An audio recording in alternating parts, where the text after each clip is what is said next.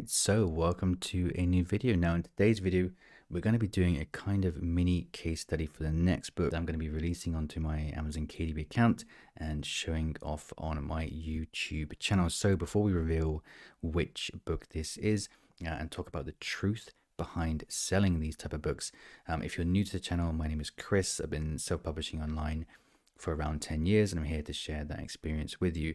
So my approach to publishing has always, well, most recently has been kind of against the grain, as it were, but doing things this way has allowed me to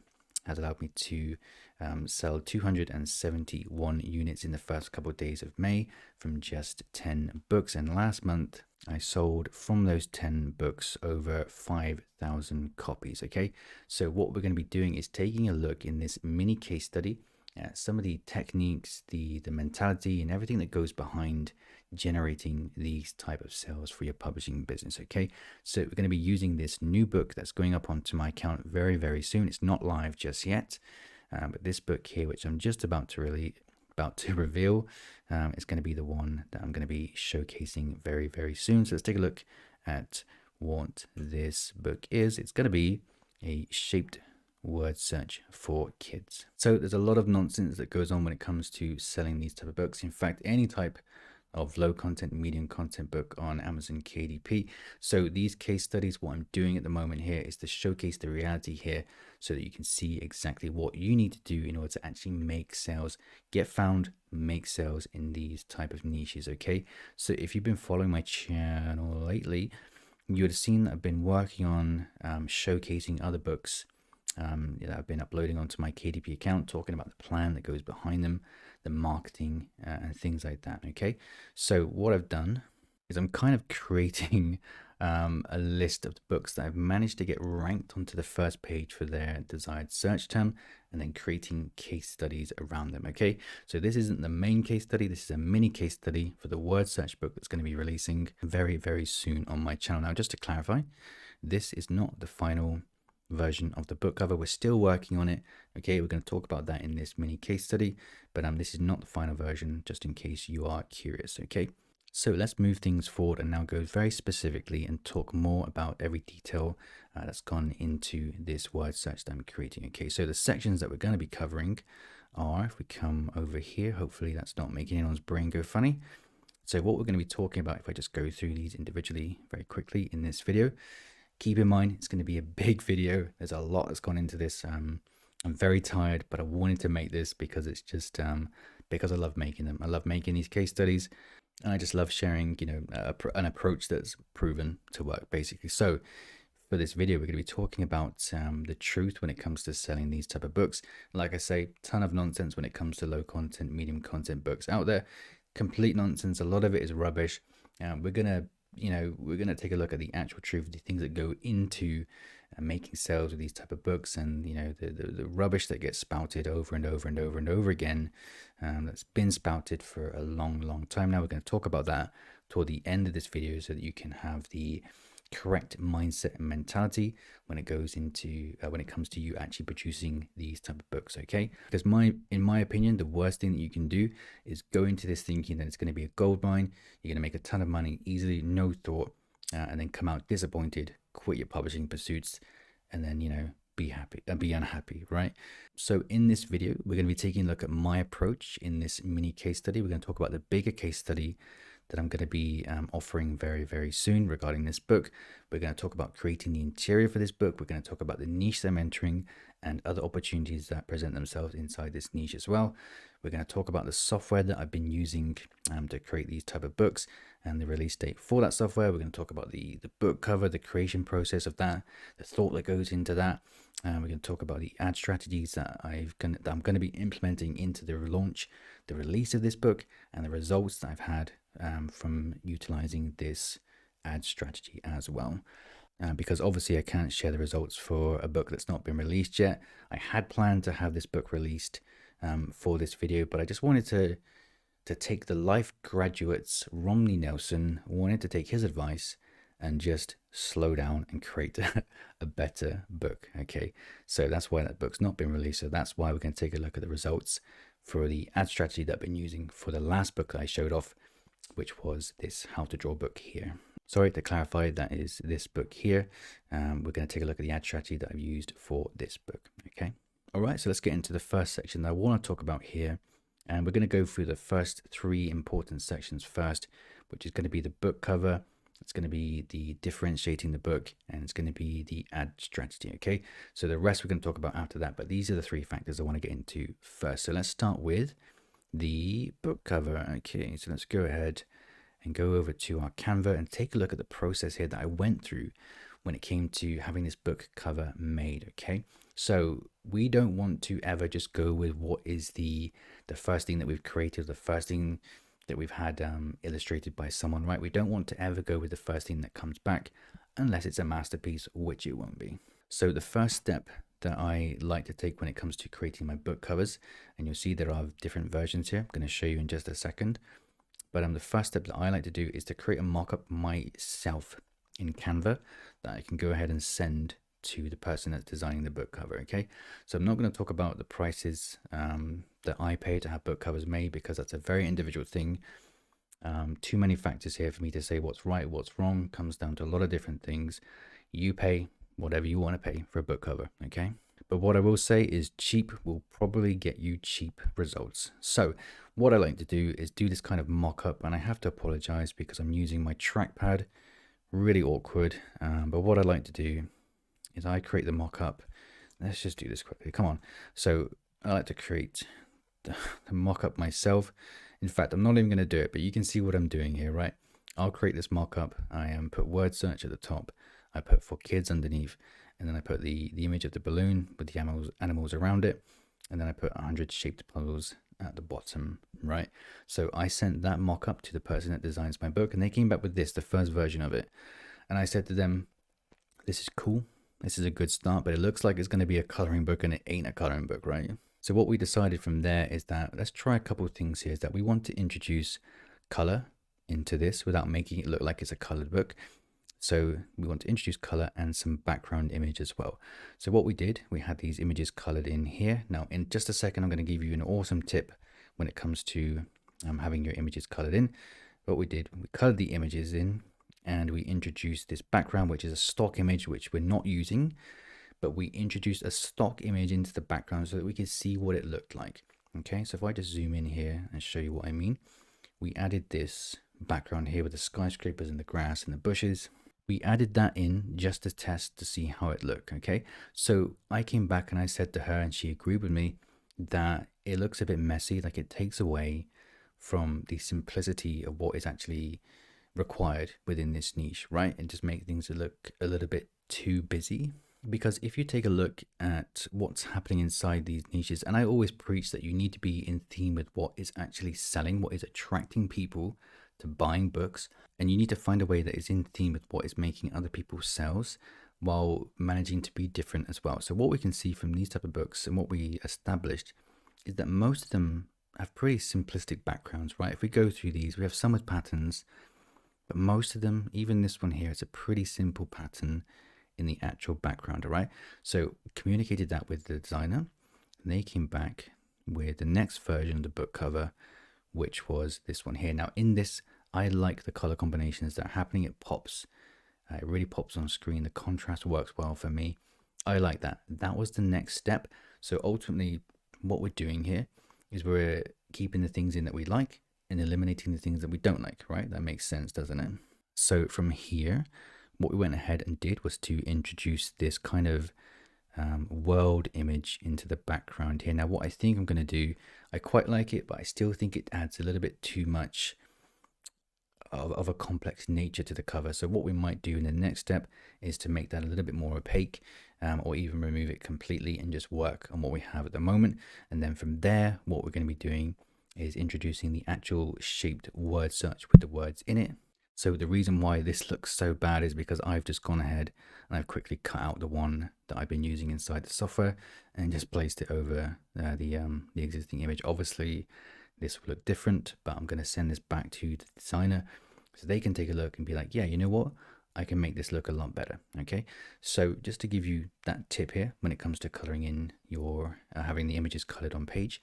So what I've found from doing this for quite a long time is that, so just to clarify quickly before I make this point, these are images that someone has designed for me, okay? I own the rights to all these images. They're not from Canva, not from Creative Fabrica or anywhere like that. These are mine. I've had them created under contract. They belong to me, right? So I have them created. And but what I find is that the person that illustrates them doesn't necessarily have the ability to color them in well, because while these might look simplistic, there's actually subtle things going on here inside these images, like shading and things like that, that they can't do. Okay, so here's the tip. Basically, is what I like to do is to have one person illustrate the images and then have another person color them. Okay, so it costs more for me to have the images illustrated, but once you pass them over to someone that just specializes in kind of coloring things in, it's pretty cheap actually to have 100 images colored in. In fact, sorry, not 100, just a few here for the front page. It's going to cost you a handful of dollars to have them colored really nicely. So you want to have someone, if you're doing things this way, you want to have someone that understands color combinations and shading and all those actual things that not everyone can do, not every illustrator can perform, right? So that's why these colors, they look so nice. That's why they look they have the kind of, like I say, we have like a kind of shaded, and this is not the final image. That's why it looks blurry, but you can see what I'm talking about here, right? And also another great thing here when it comes to owning your own assets is that you don't have to worry about where they've come from, where they're being reused and things like that. And you can actually use these assets. And this is the thing, like people think hiring people is expensive. It isn't if you know how to reuse your assets, right? So if you recall, if you've been watching my plan before, I created a how to draw book. I reused some of those assets from a maze book that I'm still working on. Been reusing all sorts of things, right? And the same thing is gonna, the same opportunity presents itself here, right? Where I have these 100 assets of these cute characters that I can then go all the way back and create another, where are we? Another how to draw book from those assets as well. Okay, so that's just a couple of tips here when it comes to your book covers, your assets, and things like that. So let's shut up and let's move on to the next section here. So anyway, let's move back on here and talk more about the next big factor outside of the book cover, which is going to be the interior and differentiating a book so that it stands out inside the market. Because if we take a look at the word search books here, especially the niche that I'm going after, it's a very, I'm not quite sure what the word is, but everyone does the same kind of thing. There's not much room other than niching down or changing the age group or changing the amount of puzzles that you have. There's not much room here for differentiating, right? So that's the big factor here for me, was that I wanted to create something different, and that's why I've been using the shaped word search puzzle generator to create these kind of shaped, unique looking word searches that don't actually appear that often on Amazon from what I've seen anyway. So this is actually just a test image that I meant to set up to show a little bit later, but there it is on screen. Let's just go through some of the interior for my book now as part of this mini kind of case study, right? So what I'm doing is taking those assets, putting them into software. The software then goes ahead and sort of creates these kind of shaped word searches from those assets. Okay, so I'll just go through a couple here. You can see I have all these different sections, and creating 100 sections wasn't that easy. That's why we use ChatGPT to give us some suggestions.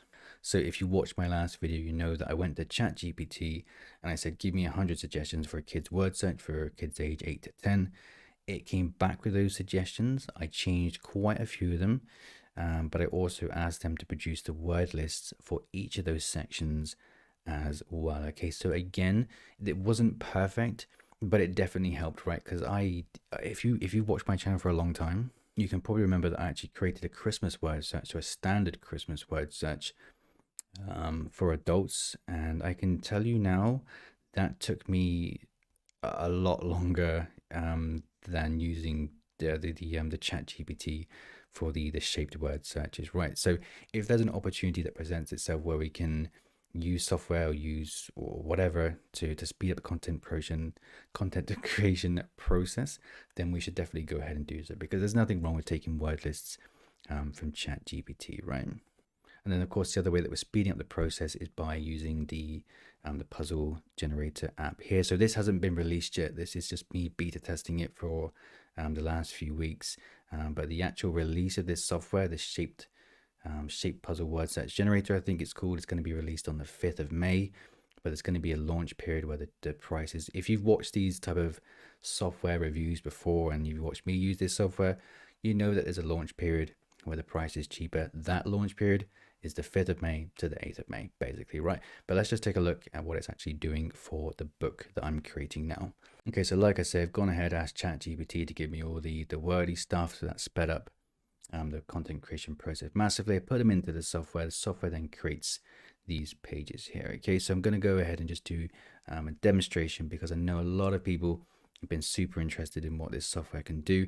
So I'm going to go ahead and just do a couple examples here for you to see how this works and the type of opportunity that it can open up for you and your publishing business. So let's just add a new page here, and I don't want to mess around with what I have because I think I'm going to make a few changes to the interior. I'm going to make sure that the word searches are appropriate in terms of difficulty for the age group that I'm targeting. I'm going to make sure there's no duplicate words. Obviously there will be some duplicate words, but not like a stupid amount. But I don't want to mess with it, so I'm just going to create a new one so you can see how this works. And I think I'm going to reuse one of the assets, the tree here, which I meant to hide. But I'm going to reuse this. I'm going to use this one here just to demonstrate what we're doing with this software. Okay. So let's just go ahead and put our placeholder image in for now. So obviously you can change. If you've ever seen these type of software before, you know that there's tons of customization, things like that. So what I will do, since this is not the point of this video, is to do a full review of this software. What's happened?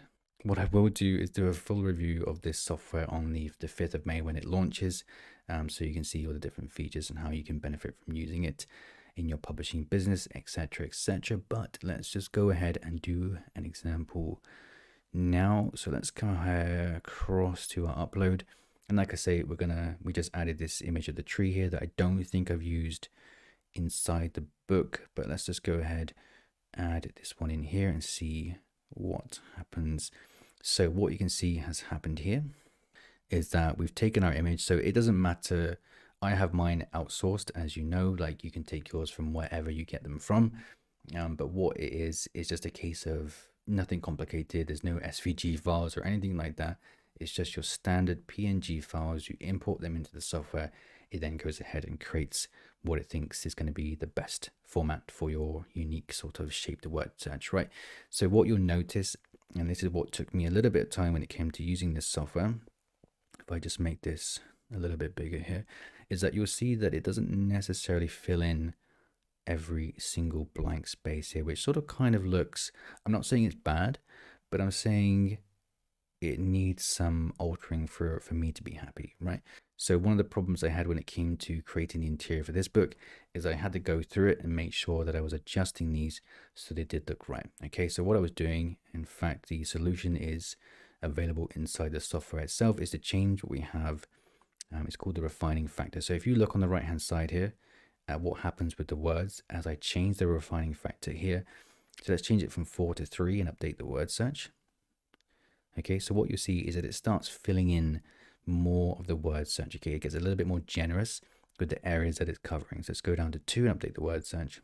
So again, it covers in a little bit more area, but I think if we go down to 1, it's going to start pushing the words outside, or the letters outside of the image. And that could actually make it, I think this kind of works, even though it goes outside the image a little bit, but you have to play around with things to get them the way that you wanted. The other problem that I had, again, resolved inside the app, is that I need to make sure this is appropriate for whatever age group that I'm targeting. So if I was targeting an older age group, a younger age group, I can reduce the amount of columns, thus making the difficulty, easier. Let's just reduce that and I'll show you what I mean. Obviously this, like here, would be for a younger audience. In fact, I'll change the refining factor once more. I think maybe 2 would do the job. Yeah, so that would be appropriate for a younger audience. Now, the other issue that you might see here when it comes to creating these type of books, I don't know what audience would actually, maybe we can make that a little bit harder.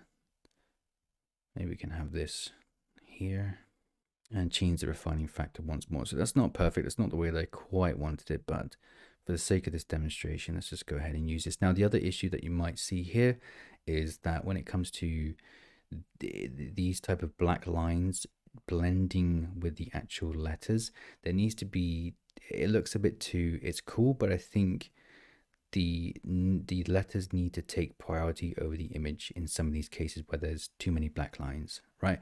So what we can do is we can change the opacity inside of the app to make sure that we drop it down to 0.2.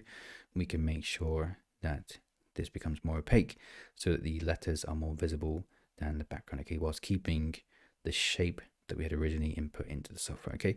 So that's why I'm using this, because to have someone you know, to hire someone to do this would take a decade, basically. But that's the reason why I use software. And again, if you want to use software to speed up the content creation process, I highly recommend it. And I think what I might do for the rest of my book is to actually change some of the font inside the word search itself, which again you can do within the app itself. So if I just change this to something, I tend to go with this what's it called? Annie, where's your telescope or something? Annie, use your telescope. I tend to go with this one for kids books that I'm creating using these apps. You know, maybe I'd use this one. We'll see. But yeah, there's a lot of opportunities here when it comes to using this software. This wasn't the point of this video. We're going to do a full review of this software on the 5th of May and talk about everything that's inside of it and whether you think it's going to be worth it for your publishing business or not. And then, of course, on top of that, with every bit of software that gets released like this, I, of course, offer a very, very exciting bonus, which is going to be another case study for this book. Okay, so let's move on now and talk about the next important factor here when it comes to releasing our book, which is going to be actually getting the book ranked. And the way that we get the book ranked is by running ad campaigns. Okay, so what I'm going to do in this section is talk about the new strategy that I've been working on, trying to refine, the one that I've been getting really good results from. We're going to talk about that, and we're going to show some of the results that I've had for the last book that I created. Okay, so that was the How to Draw book. Now we went ahead, and if you're in the How to Draw book case study group thing that I offered as a bonus, you'll be able to see exactly what I'm doing. But I want to take a look at that inside this video without giving too much away, obviously. So let's move on to the next important factor here, which is our ad strategy, how we're going to be implementing that into the word search book. So when it comes to launching that book, we're going to give ourselves the best chance possible of getting visibility as soon as possible, getting into the Amazon algorithm, snowballing, you know, getting our book seen by a lot of people. And what I'll do now in this section is talk about the results that I had for the last book that I've used this strategy on, and talk a little bit more about that and why it's so important and so exciting for those of us that are looking to get into bigger niches like word searches. Okay, so let's just come across to my ads account now. So if you're in my case study group for the last book, the last software that was released, which was the How to Draw books, you would have seen this campaign here, this one auto campaign to rule them all. It's not the only campaign, but it's the one that we've decided to kind of stick with and work with and refine. I'm going to talk about that, you know, in some detail in this video now, but this is basically going to be the ad strategy that we're going to be implementing into the word search book release as well. So the purpose of this ad strategy is to get sales quickly so that our books get ranked quickly. Okay, so that we can get information back from Amazon quickly. Everything is about getting things back from Amazon quickly, right? Adjusting things from there, making changes so that over time we're not spending tons of money. Because if you look at what's going on here, you're probably looking at this thinking, man, $90 in what, like 2 weeks? That's a lot of money. That you can't keep spending $90 every 2 weeks. You know, it's $100 to $200 every single month on one book. You can't keep doing that, because if you have 10 books, that's going to rack up to a crazy amount of ad spend, right? So that's not the point. That's not what's happening with this ad strategy. And like I said, if you're in that case study group, you know that's what is not happening with this. We have a period.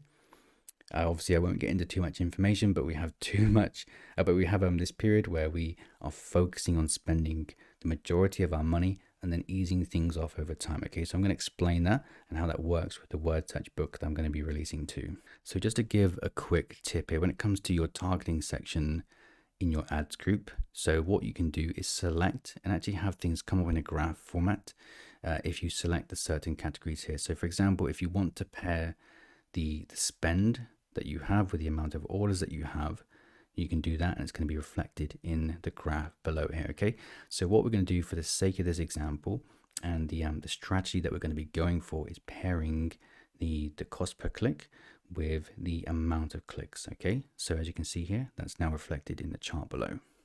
So what we're going to be doing with the word search release, as we can see here, we're going to be releasing it at a pretty high cost per click price. Okay, so what we did with the how to draw book was we released it with a click price that was 87 cents, as you can see here. So hopefully this is visible on screen here. The blue line is the cost per click and the orange line is the amount of clicks. Okay, so what we want to happen is to keep the click number high whilst reducing the cost per click number. Now, it's a very specific way that you can do this that I talk about in the case studies, but this is what we want to do so that we don't end up spending tons and tons of money ongoing for our ad campaigns, right?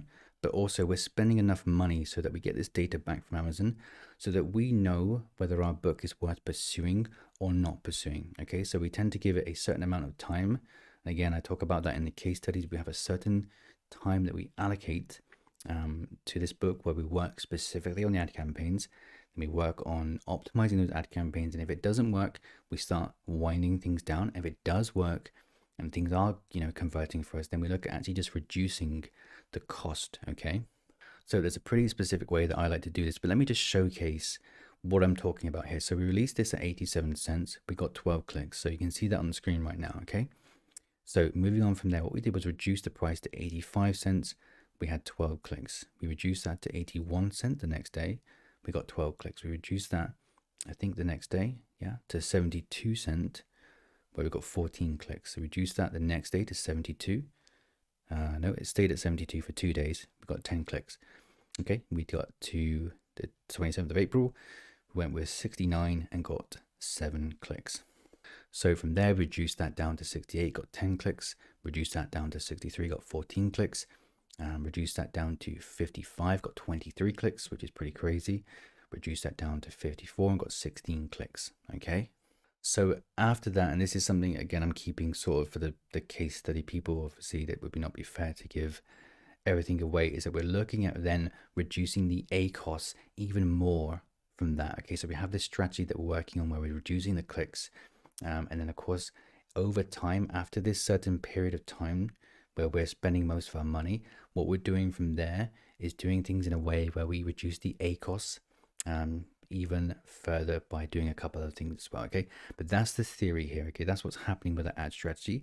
That's what we're going to be doing for the word search book as well. We're going to be releasing aggressively and give ourselves this initial period. We're going to do things strategically over time so that we're not spending tons and tons of money winding things down. And then we're going to keep a nice consistent flow of sales, hopefully to our book, to the point where it's either going to start taking off, it's going to start snowballing even further, or we're going to reduce it to the point where we actually just fade the campaigns out completely and assume that the book hasn't made sales, that the book isn't going to make sales, right?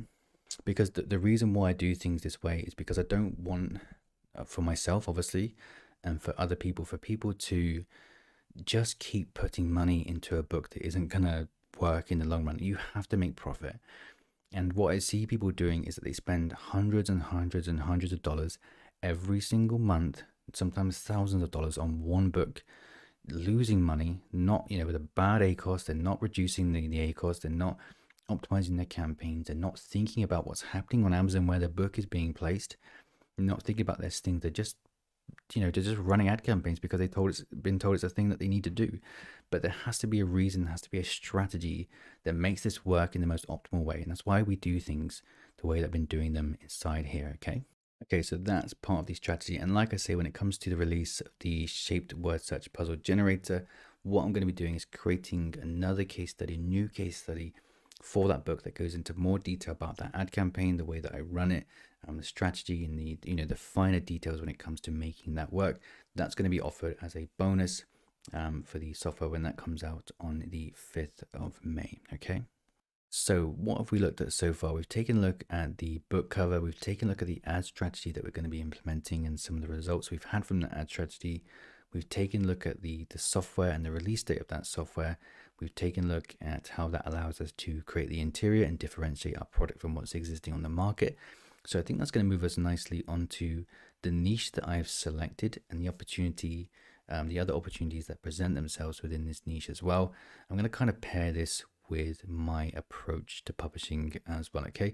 And then we're going to move on to talking about the truth. It's all going to kind of tie in together in the rest of this video. Okay, so let's move on and take a look at the actual niche itself. So a lot of people probably looking at this thinking this is way too ambitious. What is he doing trying to create a word search for kids?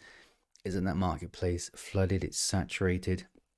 And yeah, I think it is. Like, I think you're right. I think it is completely flooded. I think there are so many books, but I think the opportunity here is so incredible still. And I tell you something now, like my approach to publishing, every single niche is saturated, every single niche is competitive, every single niche is flooded with books for every book that I publish. And I swear to you on my life, that is the case with the books that make me the most money. Right, and I tell you now, one of the books that I published at the start of this year, that book on its own, with this mentality of every single book that I publish is in a competitive niche. We look at getting visibility in that niche by running these type of ad campaigns here. We run these type of ad campaigns, we get the visibility in these big niches, and then we look at increasing our chances of making big sales. That mentality, that one book that I published makes me a full-time income on its own.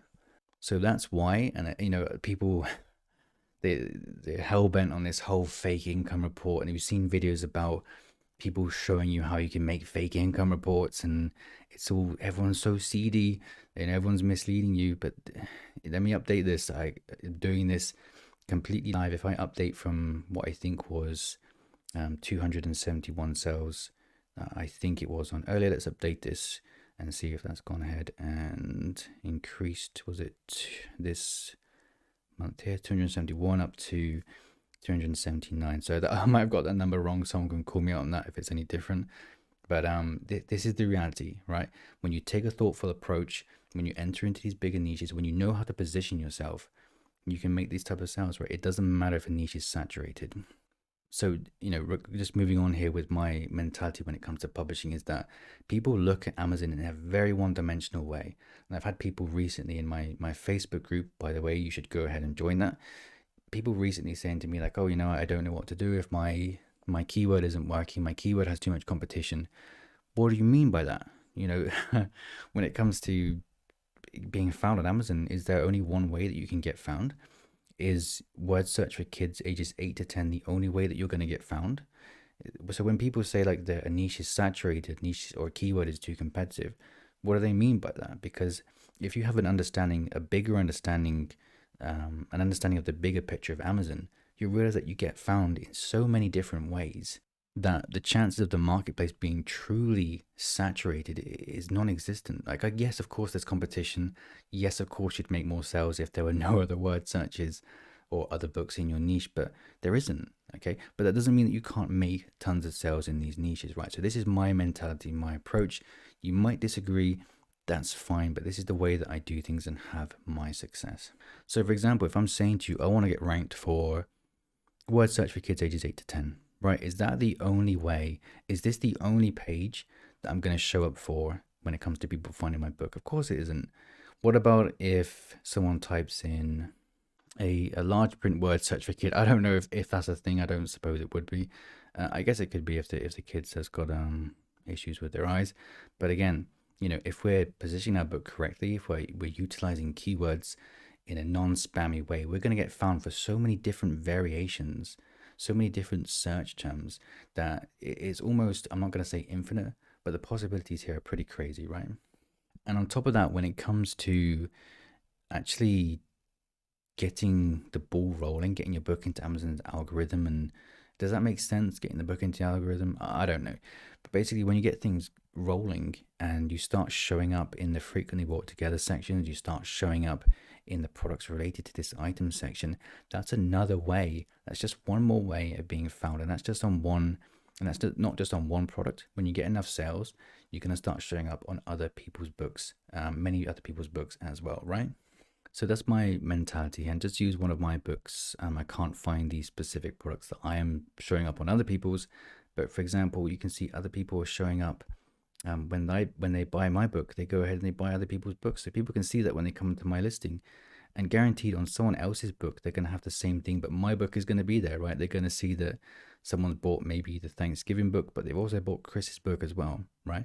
So that's just another way that we get found. So that's why I feel confident when it comes to entering into competitive niches, right? Yes, it takes some money. We've seen that it takes some money, but it would be silly to think that we can do this and get into these type of niches without, there being some form of investment, be that your time or be your money, right? So for me, it's my money.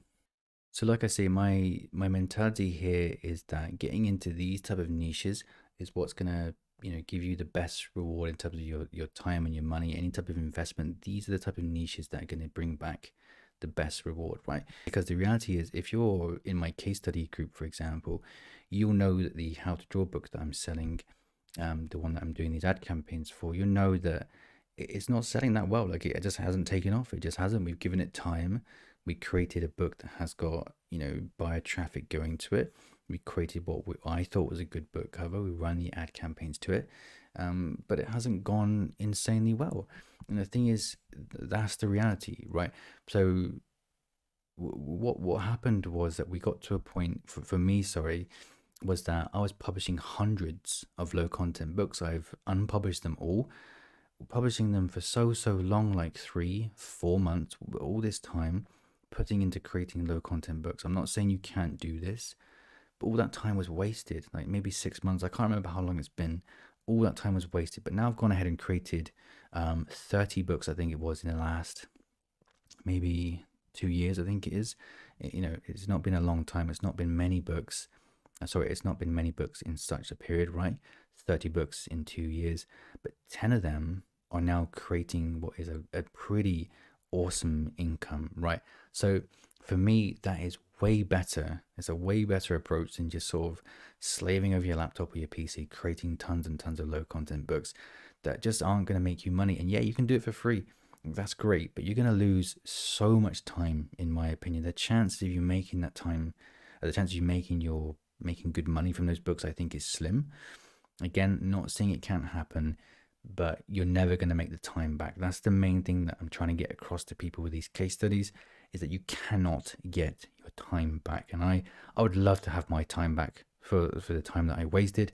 I'm not blaming anyone else other than myself, but there are just some pursuits that will bring back a better result than others. And I think that was one of the bigger reasons why I wanted to create this sort of next level of transparency when it comes to like a KDP YouTube channel. This is the reason, one of the main reasons. Obviously it makes me money, but one of the main reasons is because I don't want people to go down that route that I went and waste so much time, because like I say, you're not going to make that back. I'm going to get ranty and upset if I keep going on about that, but the whole scene is so seedy and misleading that I think it deserves this, right? And I think the thing that kind of annoys me the most is when people go through books, and not to discredit what anyone says or to be distasteful or anything here at all, but when people talk about the possibilities that a niche has, in my opinion, it has to be paired with the reality. Like, it just has to, because there's so much time and money that is there to be wasted for people that if you're looking at these type of niches and you're just looking at those glorious BSRs and how low they are, it's not enough. It isn't enough. I can promise you, it's not enough. Some people will get lucky and make sales. They are the anomalies. They're the small percentage. Most of us, a huge percentage of us, will have to really think about what's going on with their books and create a high quality book, differentiate their book or add value to the book, or get found through ad campaigns and monitor ad campaigns and all those things, right? So that's why I'm creating what will be a case study for the word search book. Okay, so a bigger case study for when for when this shape puzzle generator app releases, which again is on the 5th of May, right? So that's why those case studies are created. Of course, it incentivizes people to buy through me, but that is the reason why they get created. So I think I've kind of mixed the truth section here when it comes to my little rant here. It's kind of just sort of made its way into my approach section as well. So that's the reality. That's how I feel about things here.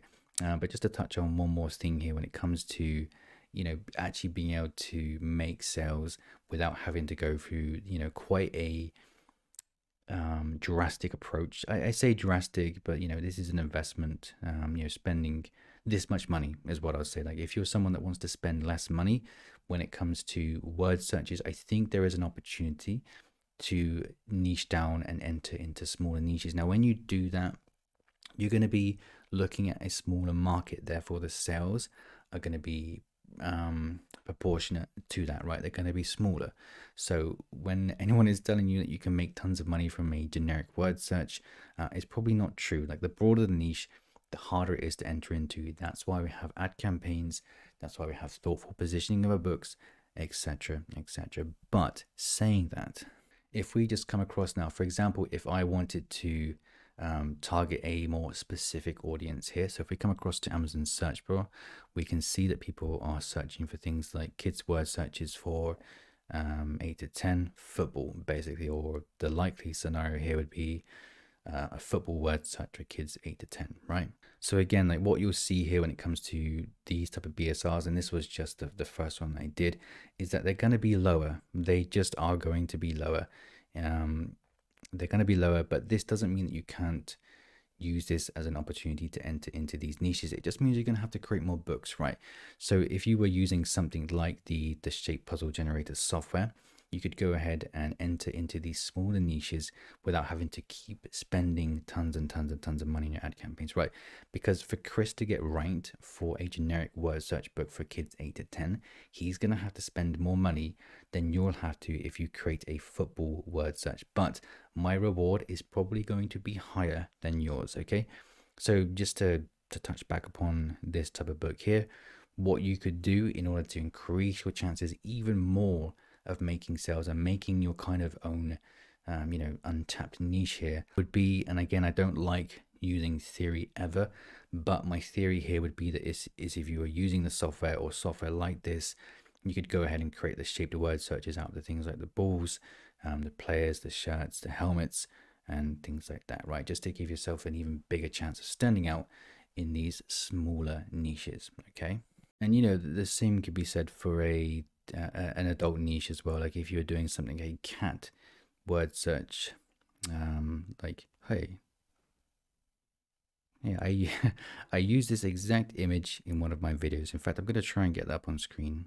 Yeah, I did. I thought I did a year ago. I used that exact image. Well, that was from Canva, I think. So yeah, maybe that wasn't the best idea ever to do that. But yeah, I hope your word search sells well, my friend. It's ranked quite well at the moment. But yeah, my point is that if you are niching down at this, and there's obviously that can work. In fact, the cat one looks quite good.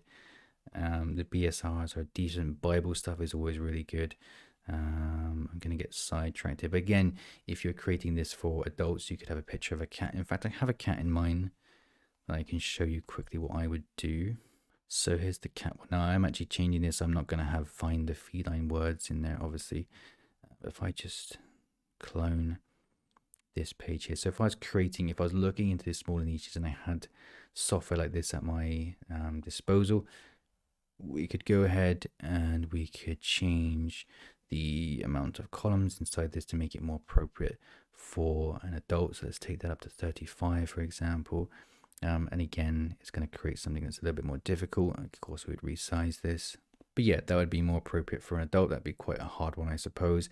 But again, if you're entering into, my point is, if you're differentiating in any niche, no matter how big it is, you're going to be increasing your chance of making sales. So if you came into the cat adult or the cat word search for adults niche, granted, you're not going to make as many sales as you're making, like a generic word search for adults, right? You probably wouldn't. But you're going to be increasing your chance of making sales even further if you find ways to differentiate within inside those niches. I've always said it. I've not always practiced what I preached, and that's, you know, cost me quite dearly.